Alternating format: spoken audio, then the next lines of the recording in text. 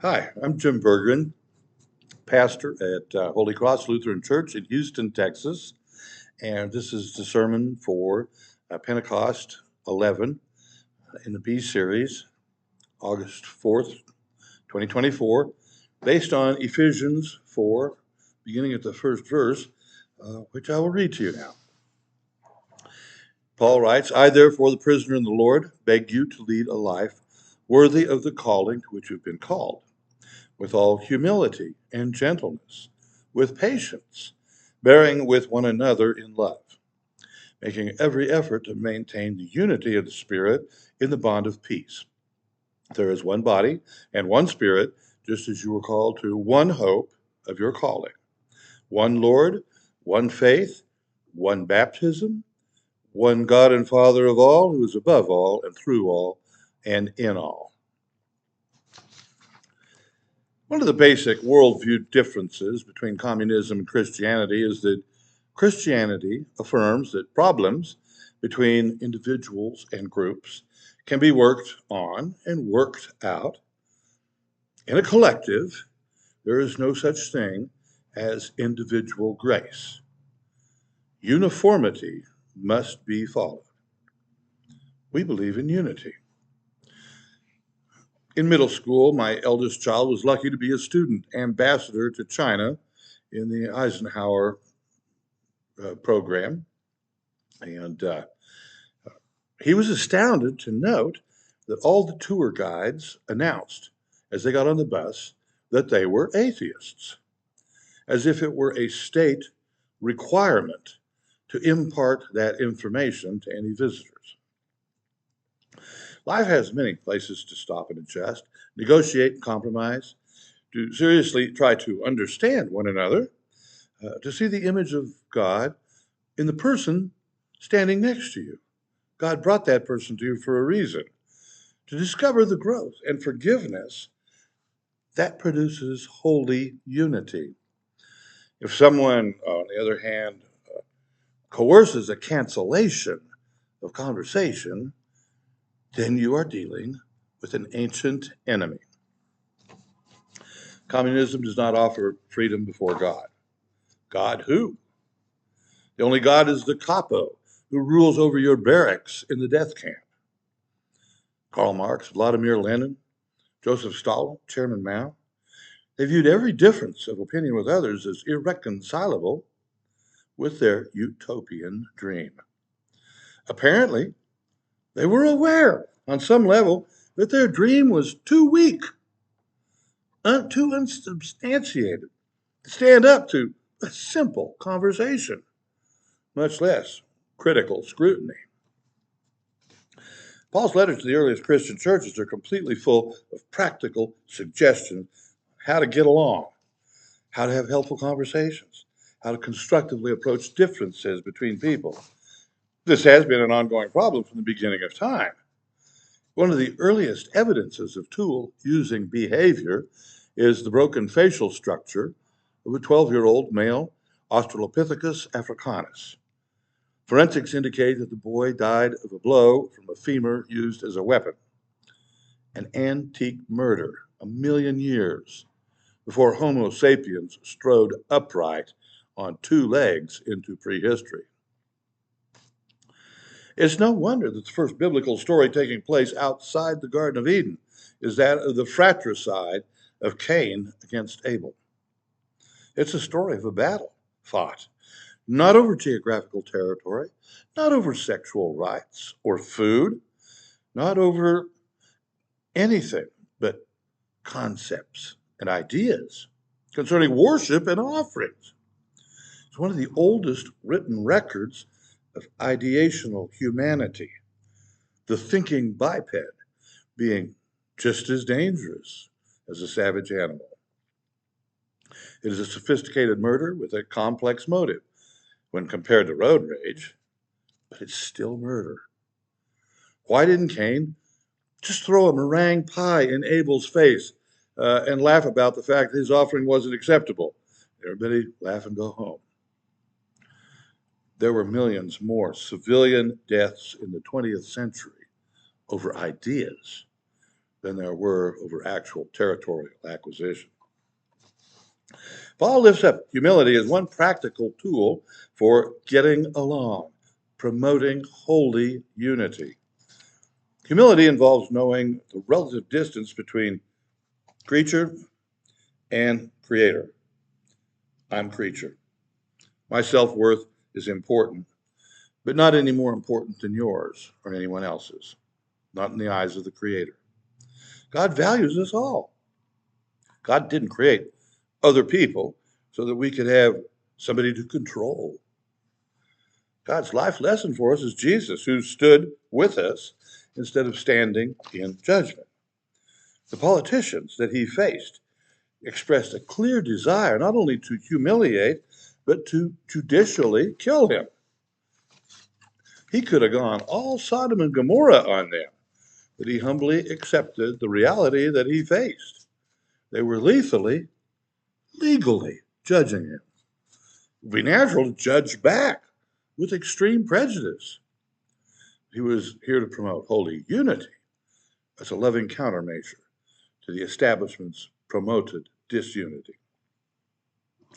Humility is not servility. It's a mutual uplifting of all of us who only live because we are forgiven, brought into holy unity, a gift, given the benefit of a doubt.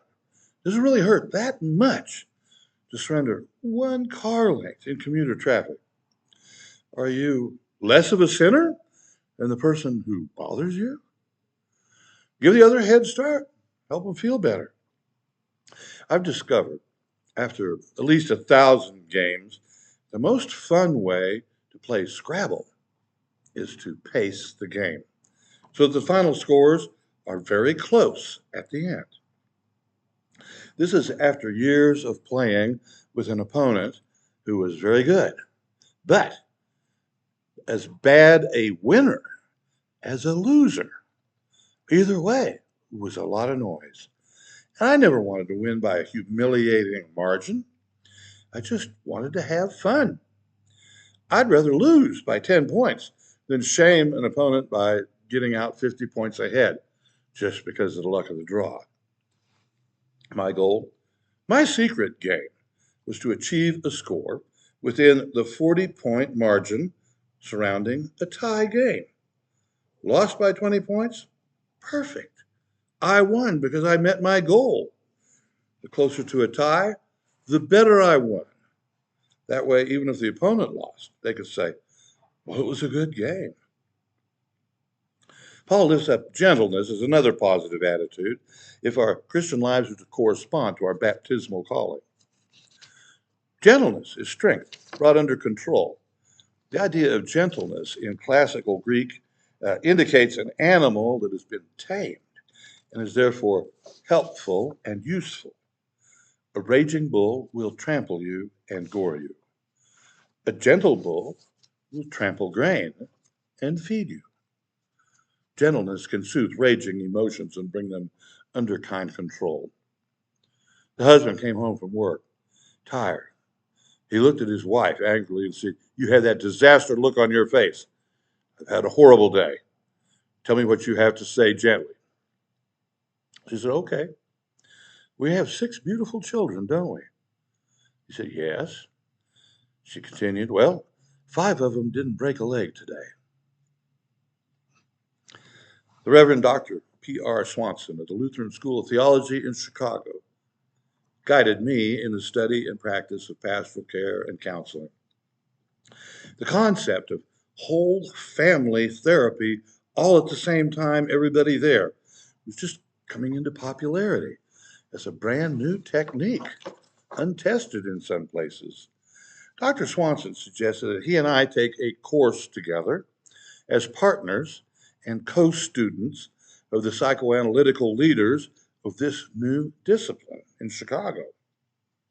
He and I would get continuing education credit from that particular organization. He would also give me credit for a seminary course. We planned to commute together. He'd drive, and we'd use the time to strategize our behavior in the group as counselors and to review the study material. This therapy, family therapy, is a bold departure from helping change one person, identified as the sick patient, to being with the whole family, observing a web of interactions and tacit communications that you, as a therapist by yourself, could never possibly know, speaking only to one person. We practiced this new counseling technique as partners, one leading the conversations with the family, the other one carefully observing all family reactions, taking notes on comments, body positions, facial expressions, all of the variety of ways that we communicate, both consciously and unconsciously. We wrote the final paper for the class together as a team. The secular professors in hands on counseling with desperate families sought to fix the problem by pointing out and treating each individual member for their part in the problem. Instead of identifying the patient, blame everybody for the mess. It was kind of a harsh intervention and not very helpful. One should not take down defense mechanisms in counseling without providing some sort of psychological safety. Pastor Swanson, a man of deep faith and wisdom, corrected the class and the instructors by gently showing everyone how to affirm each member of the family and help them to see the strengths of their fellow family members and how those strengths might sometimes come into conflict. Learn to accept and appreciate them. It wasn't what I expected. I had to that time been trained in the old model. I was amazed. I was proud and grateful that he asked me to be on his team. Pastor Swanson, through gentleness, coaxed holy unity to happen. Paul also lifts up patience as a baptismal gift to live into. Sometimes the word long suffering is used. Some things in life you just have to suffer through patiently. Sometimes the best advice in life is totally simple. Sit down, be still, listen, and count to 10, or 100, or 1,000. Experience the mystery quietly of holy unity.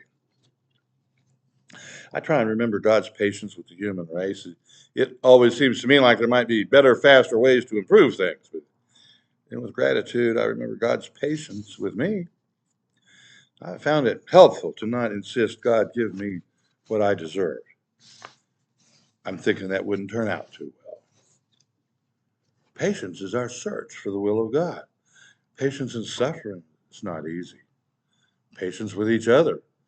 Patience to not give up hope in a disturbed relationship. Patience is the ability to stop and regroup and not give up easily. Mom was a church music leader.